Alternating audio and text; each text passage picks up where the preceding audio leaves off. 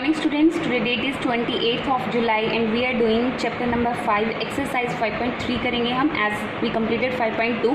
तो आज हम exercise 5.3 करते हैं। उससे पहले हम इंट्रोडक्शन पार्ट है थोड़ा सा, उसका इंट्रोडक्शन पार्ट कर लेते हैं। देखो, सबसे पहले finding the value of an algebraic expression. अब कोई एल्जेब्रिक एक्सप्रेशन है जैसे कि x+1 हमें दिया गया है, तो इसकी वैल्यू कैसे फाइंड करते हैं। वैल्यू, एक एल्जेब्रिक एक्सप्रेशन की वैल्यूज़ कई तरह हो सकती है क्योंकि x क्या है आपका, वेरिएबल है और x की वैल्यूज़ कुछ भी हो सकती है, 1 2 3 4 and so on up to कहीं तक भी हो सकती हैं। और वैल्यूज़ कैसे करते हैं, जैसे x = 1 ले रहे हैं तो वैल्यू क्या हो जाएगी, 1 + 1 2 आ जाएगी आपकी।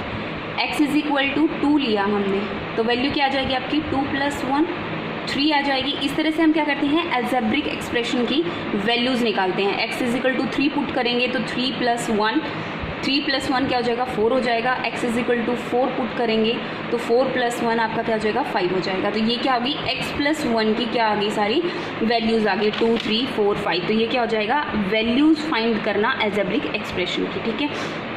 उसके बाद आता है एप्लीकेशन ऑफ एल्जेब्रिक एक्सप्रेशंस। देखो, पेरीमीटर ऑफ अ स्क्वायर, किसी ये कोई स्क्वायर है लगा लिया हमने, ठीक है। इसकी साइड्स दी हैं चारों साइड्स इक्वल होती हैं। इसका पेरीमीटर क्या होता है आपका, साइड इनटू साइड होता है। अब साइड को हमने डिनोट कर दिया s से, एक वेरिएबल s से डिनोट कर दिया, ठीक है। सॉरी, तो जो पेरीमीटर होता है स्क्वायर का 4 × साइड होता है आपके पास।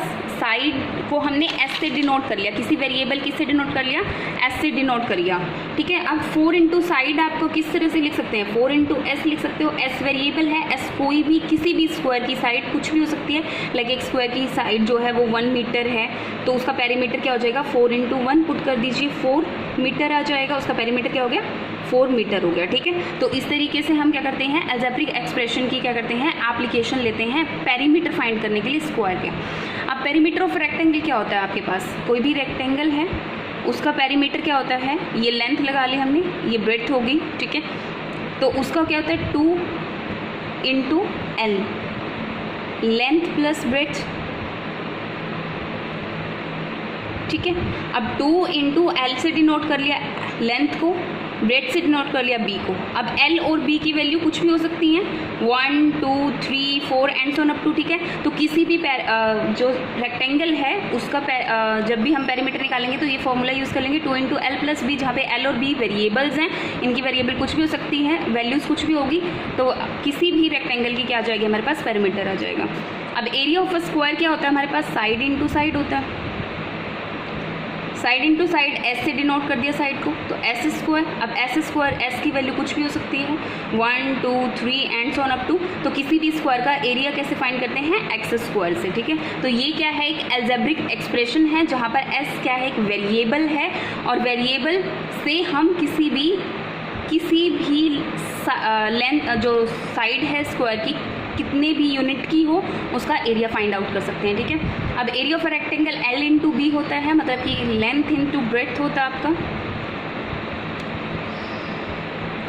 l × b, जहाँ पर l जो है और b जो है वो क्या है, वेरिएबल हैं, इनकी वैल्यू कुछ भी हो सकती है। This is a algebraic expression.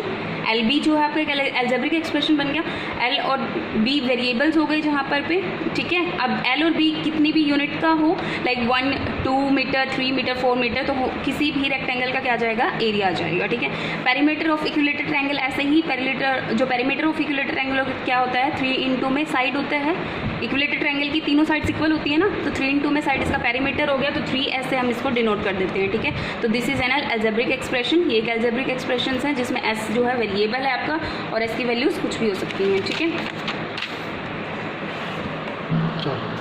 Example number 17 मैं आपको करवा देती हूँ। एग्जाम्पल नंबर 17 में आपको क्या दिया हुआ है, देख लीजिए एक बार। The triangle is given in the figure, आपको ये फिगर गिवन है, इसको दिखाना, फिगर गिवन है, are form using the match sticks को यूज़ किया हुआ है, ठीक है। Observe the pattern and fill in the blanks in the following table. ये आपको एक टेबल दी गई है, इसमें आपको क्या करना है, वैल्यूज़ फिल करनी है, ठीक है।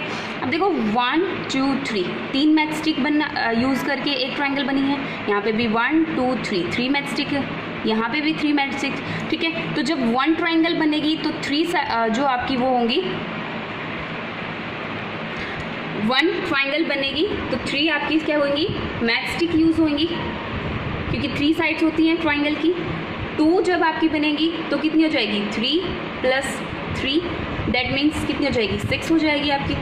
ऐसे ही 3 जब आप लोगे तो 3 + 3 + 3 कितनी हो जाएगी यहाँ पे, या फिर आप ये कीजिए, हाँ तो यहाँ पे कितनी हो जाएगी 9 हो जाएगी। सिमिलरली आप जब आगे लोगे तो वैल्यूज उसके अकॉर्डिंग बढ़ती चली जाएंगी, ठीक है।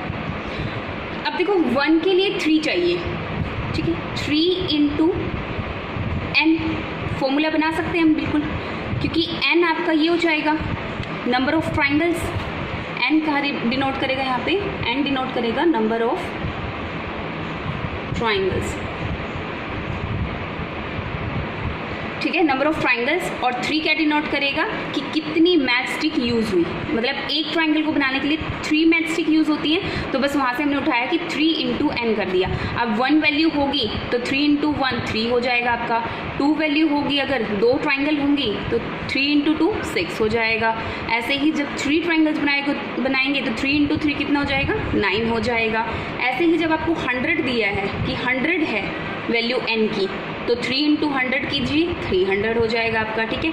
ऐसे ही आपका अगर n + 1 गिवन है, क्या दे दिया n + 1 गिवन है, किसकी वैल्यू n की वैल्यू, × 3 कर दीजिए तो वैल्यू क्या आ जाएगी 3n + 3, मतलब ये वाला फॉर्मूला यूज़ कर लिया हमने यहाँ पे हर एक वैल्यू को फाइंड करने के लिए। तो इस तरह से हम क्या फाइंड करेंगे, हम इसको रिड्यूस कर लेंगे जो हमारी स्टेटमेंट है उसको एल्जेब्रिक एक्सप्रेशन में, और उसमें n वेरिएबल्स की वैल्यूज़ को पुट करते चलेंगे और हमारे पास क्या आ जाएगी साइड्स, जितनी मैथ स्टिक इसमें यूज़ की है फिगर में उनकी वैल्यूज़ हमारे पास आ जाएगी, ठीक है। ये उसके बाद है एग्जाम्पल नंबर 18। एग्जाम्पल नंबर 18 क्या कहता है, a wire 5x + 10 metres is length was cut short by x - 5 metre. जो टोटल लेंथ है वो कितनी है 5x + 10 है, उसको कट कर दिया गया है x - 5 से, ठीक है। What is the length of the remaining wire. अब हमें ये बताना है कि रिमेनिंग वायर की जो लेंथ है वो क्या होगी, तो लेंथ क्या हो जाएगी माइनस कर देंगे इसमें से, क्या माइनस कर दीजिए x - 5, इतना पार्ट रिड्यूस कर दिया ना इस एक्सप्रेशन से, तो बस इसको माइनस कर दीजिए, 5x + 10 - x + 5 हो जाएगा यहाँ पे, माइनस माइनस प्लस, तो इसको सॉल्व कीजिए, यहाँ पे 4x हो जाएगा और 10 + 5 15 आ जाएगा आपका। तो मतलब जो रिमेनिंग पार्ट बचा एल्जेब्रिक एक्सप्रेशन की फॉर्म में वो क्या हो जाएगा 4x + 15, जहाँ पर x क्या है वेरिएबल है, इसकी वैल्यू कुछ भी हो सकती है, ठीक है।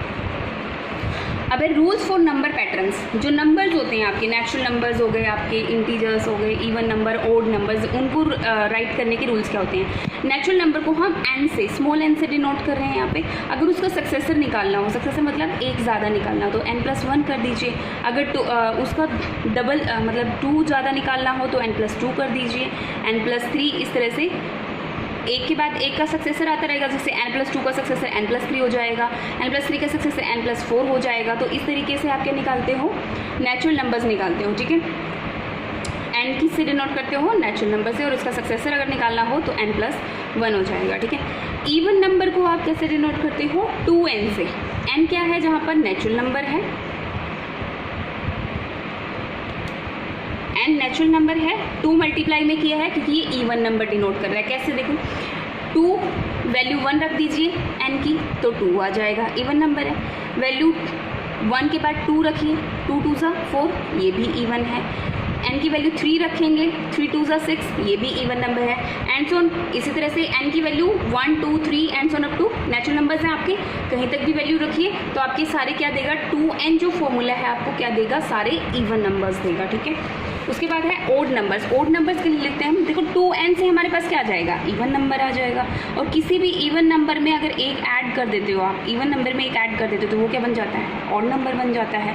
तो 2n + 1 क्या हो जाएगा ओड नंबर को रिप्रेजेंट करने का हमारा एल्जेब्रिक एक्सप्रेशन हो जाएगा, ठीक है। जैसे n की वैल्यू आप कुछ भी पुट कीजिए, 1 पुट कर दिया हमने +1, तो यहाँ से 2 + 1 क्या आ जाएगा 3 आ जाएगा, this is a odd number.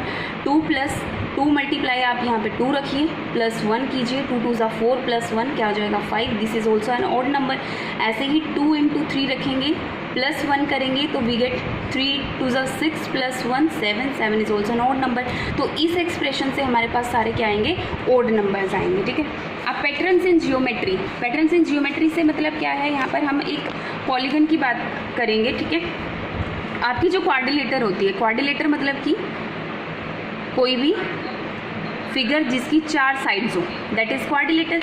1 2 3 4 ये क्या रिप्रेजेंट कर रहा है? क्वाड्रिलेटर को रिप्रेजेंट कर रहा है, क्योंकि क्वाड्रिलेटर की कोई भी 4 साइड, इसके वर्टेक्स कौन से होते हैं? जो ये पॉइंट्स होते हैं, जो ये पॉइंट्स होते हैं आपके, ये क्या बोले जाते हैं? आपके वर्टेक्स बोले जाते हैं। आपको पता होगा इस चीज़ का, दीज आर द वर्टेक्स। अब किसी एक वर्टेक्स से क्वाड्रिलेटर के अंदर सिर्फ एक ही डायगोनल ड्रॉ होता है, इस वर्टेक्स से एक ही डायगोनल ड्रॉ होगा, ठीक है, इस वर्टेक्स से भी एक ही डायगोनल ड्रॉ होगा, इससे भी और इससे भी, ठीक है।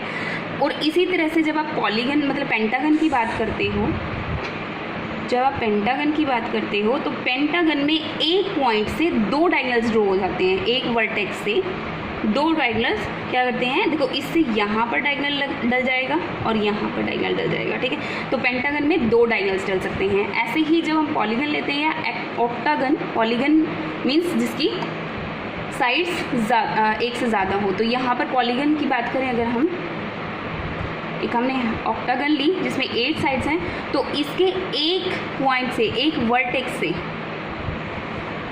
देखो 4 डल जाएंगे, एक यहाँ पर, एक यहाँ पर, एक यहाँ पर और एक यहाँ पर, 4 हो गए ना, 4 डायगोनल्स डल गए। तो मतलब इस तरीके से हम क्या निकालते हैं?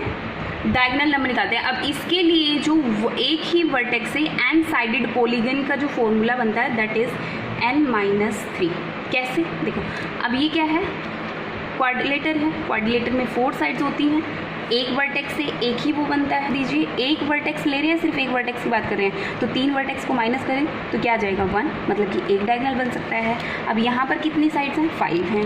5 से अब 1 से 2 पर हमने डाला है, तो बाकी जो माइनस कर दीजिए, मतलब 1 2 3 लेफ्ट हो गए, माइनस करेंगे तो हमारे पास 2 आ जाएगा। 5 - 3 2 आ गया। अब इसकी बात करें अगर हम, सिमिलरली फॉर दिस वन देखिए 1 2 3 4 5 6 7 है, माइनस यहाँ पर भी 3 कर दीजिए, 7 and 3 4 आ जाएगा। मतलब 3 तो फॉर्मूला में फिक्स कर दिया ना हमने, n-3 से डिनोट कर रहे हैं। n-3 से नंबर ऑफ डायगोनल्स आ जाएंगे किसी भी पॉलीगन की, एन साइडेड पॉलीगन का। n तो फिक्स, 3 तो फिक्स कर दिया, n वेरिएबल कुछ भी रखिए आप, यहाँ पर 4 रखा तो 1 आ गया, मतलब कि क्वाड्रिलेटर का 1 जो डायगोनल आ जाएगा। पेंटागन में 5 साइड रखी हमने, n की वैल्यू 5 रखी ना, यहाँ पे n की वैल्यू 5 रखी तो 5 - 3 कर दीजिए 2, मतलब कि 2 डायगोनल्स बन गए। अब यहाँ पर 7 साइडेड लिया हमने पॉलीगन, तो 7 n की वैल्यू 7 रखी, 7 - 3 कर दिया तो कितना आ गया? 4। इसका मतलब यहाँ पर 4 डायगोनल्स बनेंगे। तो this is the patterns in geometry, जिसमें हम क्या निकालते हैं? n साइड पॉलीगन्स के क्या निकाले हैं? डायगोनल्स निकाले हैं। एक्सप्रेशन क्या होता है? n-3, जिसमें n जो है आपका वेरिएबल है और 3 क्या है? कांस्टेंट है, ठीक है। n की वैल्यू कुछ भी हो सकती है, n रिप्रेजेंट किसको करते हैं? नेचुरल नंबर्स को ना, तो 1 2 3 4 5 6 7 कुछ भी हो सकते हैं। देखो नेगेटिव तो आ नहीं सकती, तो मतलब 3 से अपर ही रहेगी, ठीक है। तो 3 से ज़्यादा रहेगा, n is always greater than 3 रहेगा। That's it. ये आपका इंट्रोडक्शन पार्ट हो गया है 5.3 के लिए। नेक्स्ट हम नेक्स्ट लेक्चर में करेंगे। Thank you students, have a nice day.